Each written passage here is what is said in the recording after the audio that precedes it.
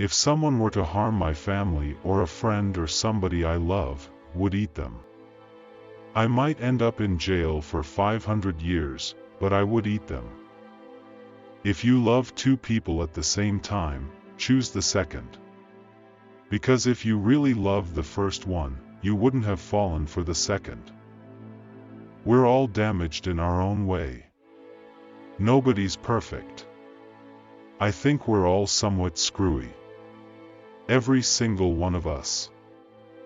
When kids hit 1 year old, it's like hanging out with a miniature drunk. You have to hold on to them.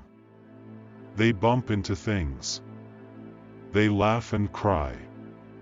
They urinate. They vomit.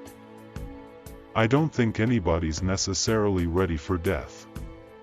You can only hope that when it approaches, you feel like you've said what you wanted to say. Nobody wants to go out in mid-sentence. One of the greatest pieces of advice I've ever gotten in my life was from my mom.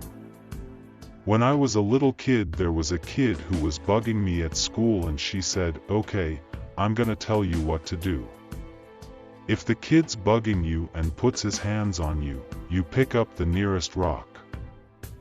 You can close your eyes to the things you don't want to see, but you can't close your heart to the things you don't want to feel." If there's any message, it is ultimately that it's okay to be different, that it's good to be different, that we should question ourselves before we pass judgment on someone who looks different, behaves different, talks different, is a different color.